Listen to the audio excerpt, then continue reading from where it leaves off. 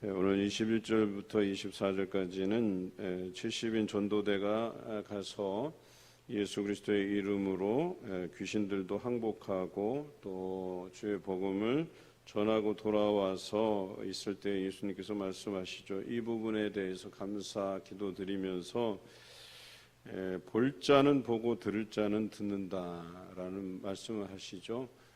이 땅에 보고자 하여도 듣고자 하여도 보지 못하고 듣지 못하는 자가 있고, 택하심을 받은 자들은 듣고 보고 다 한다는 거예요. 그리고 하나님께서 세워주실 때에 그 일들을 감당할 수 있다라고 하는 것이죠. 25절부터 37절까지는 율법교사가 예수님을 난처하게 만들기 위해서 가장 큰 계명이 무엇이냐, 우리가 무엇을 해야만 영생을 얻을 수 있느냐라고 물었죠. 그때 예수님께서 율법에는 무엇이라 기록되었는지 묻습니다. 그리고 율법학자는 쉐마 신명기 6장의 말씀을 들어서 마음을 다하고 목숨을 다하고 힘을 다해서 하나님 사랑하고 내 이웃 사랑하는 것입니다 라고 대답하죠. 이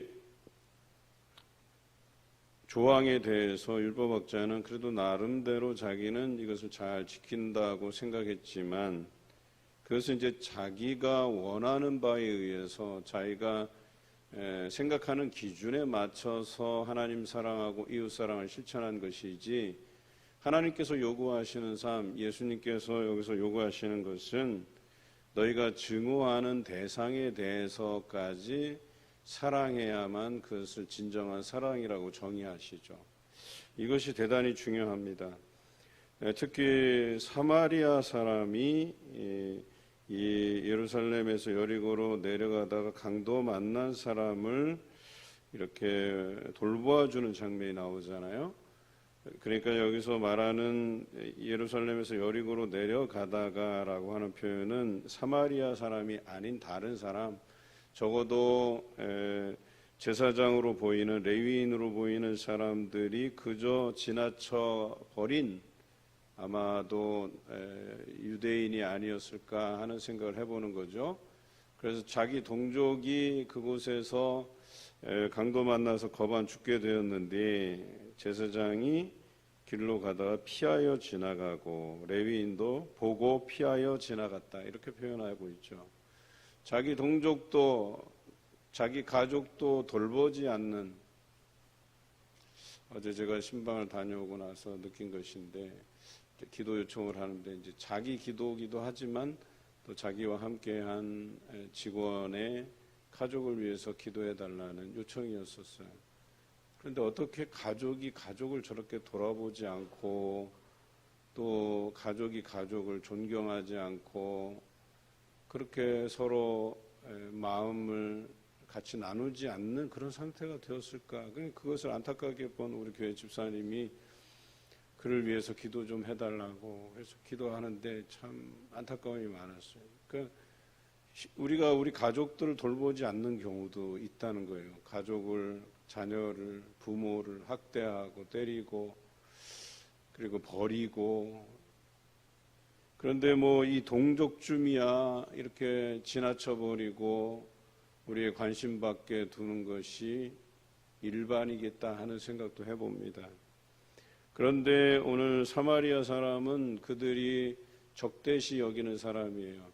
그러니까 부정하다 생각하고 거슬러 올라가면 자기 동족이지만 아수르의 침략을 받고 나서부터는 이 사마리아 지역은 자기네들은 끝까지 아수르에 항거한 그 죄밖에 없는데 그걸 죄라 할 수 없잖아요. 그리고 그것이 괘씸해서 아수르가 다른 정복민들을 사마리아로 옮겨오고 사마리아의 일부 사람들을 다른 곳으로 이렇게 잡아가고, 그렇게 해서 그것이 이제 한 민족이 아니라 서로 다른 민족들이 뒤엉켜서 살아가게 만들어 놓고 나서 오히려 그들의 처지를 불쌍히 여기기보다는 그들이 이제 혼혈이 됐다고 해서 이제 부정하다 해서 사마리아 지역은 부정탄 지역이라 해서 예루살렘으로 갈 때에도 사마리아를 돌아서 가는 일들이 벌어졌죠. 그런데 오늘 또 안타까운 사실은 여기서 읽혀지지 않았지만 당시에 로마의 지배하에 있으면서 이들이 삼중 세금으로 인해서 고통당하는 현실이 여기 드러나 있어요. 그래서 이 강도들이 그러면 타지 사람 이방인들이냐? 그렇지 않아요. 이 사람들도 동족이에요. 동족을 강도짓 해갖고 빼앗고 죽이고 그러면서 자기가 살아남은 거예요. 왜 이런 일이 벌어지냐? 로마의 세금을 바쳐야 되죠. 11조를 내서 레위인들을 섬겨야 되죠. 또 성전세를 내서 성전 보수를 해야 되죠. 세금 내는 일이 어려워서 도적으로 전락해서 남들 물건 빼앗고 죽이고 그러면서 살아가는 사람이 많았다는 거예요. 특히 이들은 예루살렘으로 오가는 사람들을 많이 노렸다는 거예요. 왜냐하면 하나님께 절기를 지키기 위해서 하나님께 드려야 될 예물들을 가득 싣고 가지고 그렇게 왔다 갔다 하는 사람들이에요. 그러니까 그걸 하나님께 드려야 되는 것들인데 그런 거와 상관없이 내가 좀 살겠다고 도적질하고 강도짓하는 사람들이 이 당시에 비일비재했다는 거예요. 그래서 예수님께서도 예루살렘을 오가시는 길에는 그냥 여관에 유숙하지 않고 지인들의 집, 아는 집들에 거하시면서 그곳에서 말씀도 전하시고 유숙하시고 식사도 하시고 그랬다는 거예요. 그런데 사람들이 여관을 오가는 길들은 다 이렇게 강도들이 노리고 있는 그런 사회적인 혼란 안에서 이 자기 동족의 거반 죽은 것을 돌아보지도 않는, 그런데 그들이 미워하는 대상인 사마리아 사람이 오늘 33절에 여행하는 중에 그랬어요. 여러분, 여행이라고 하는 표현이 저는 오늘 여기서 마음에 와닿는데요. 마음의 여유가 있지 않습니까? 우리가 여행하는데 한국 사람들은 꼭 여분의 돈을 모아서 여행을 다녀오는 경향이 있지만 다른 사람들은 그래요. 그냥 여행 갈 때 대출을 받아요. 여행 갔다 오고 또 일하면서 그 대출금을 갚아 나가는 뭐 그런 사람들도 많이 제가 보았어요. 다니면서. 그게 무슨 차이겠어요? 삶에 여유가 있고 돌아보는 지혜가 있다라고 저는 생각이 돼요. 짧은 인생을 살면서 우리가 돈을 모아봐야 뭐 얼마나 모으겠다고 우리의 삶에 대해서 우리에게 부여하신 그 삶의 여유를 우리가 누리지 못할까 하는 안타까움이 있어요. 그런데 오늘 사마리아 사람은 여행하는 중에 그랬어요. 여행하는 사람과 삶의 분주함 속에 살아가는 사람의 차이가 무엇인지 아세요?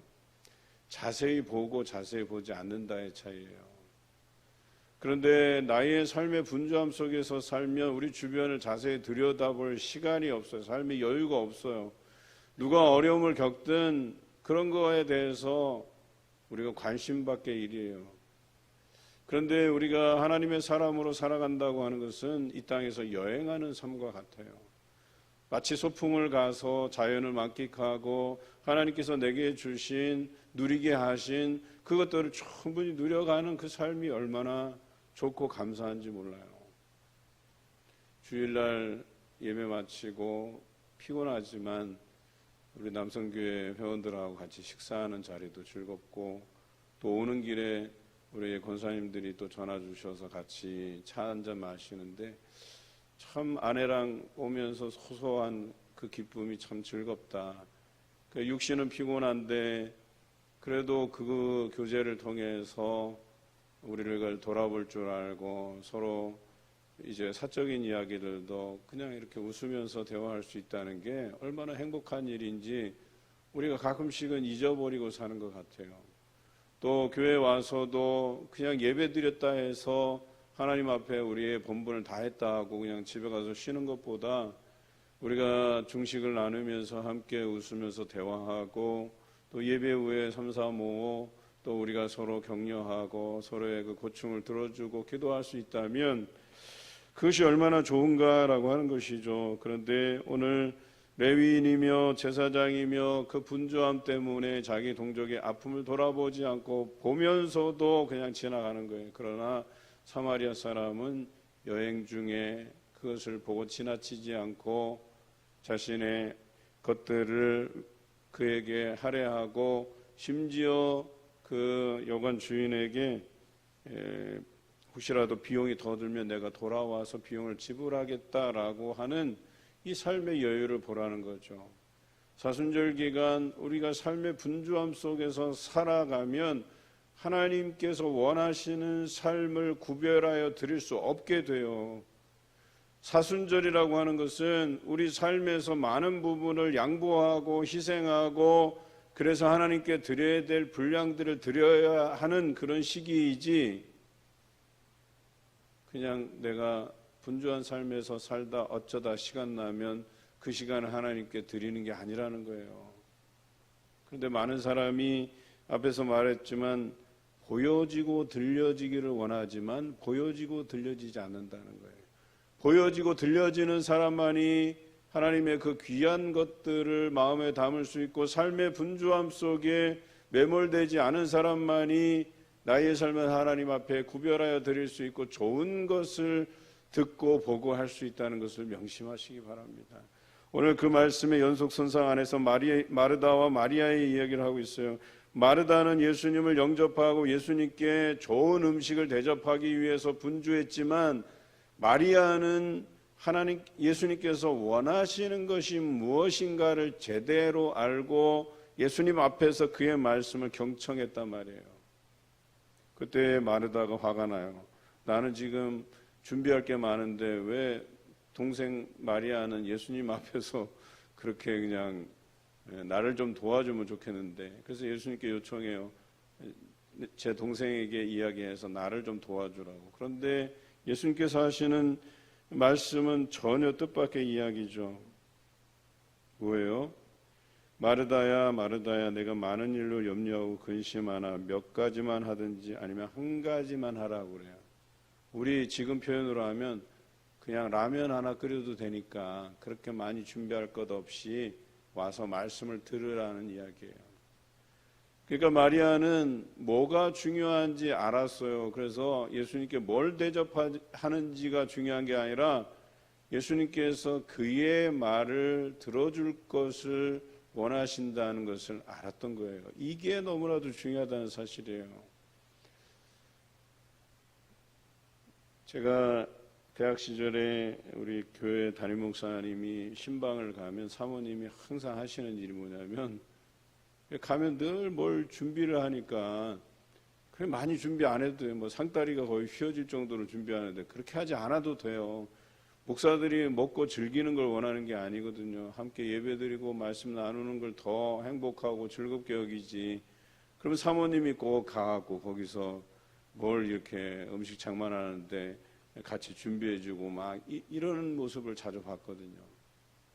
그럼 무엇이 중요한지 알아야 돼요.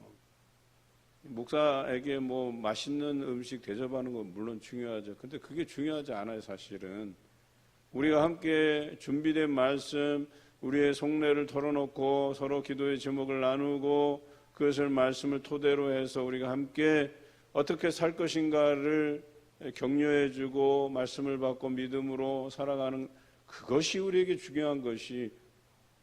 그래서 어떤 분은 또 그래요. 그냥 뭐 목사님이 먹는 모습이 얼마나 그냥 복스럽고, 그게 뭔 상관이에요.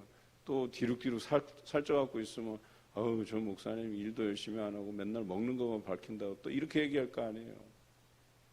우리가 먹고 마시는 거 다 주의 영광을 위해서 하면 되는 것이고, 뭘 먹든지 서로의 마음을 확인하면 되는 것이지.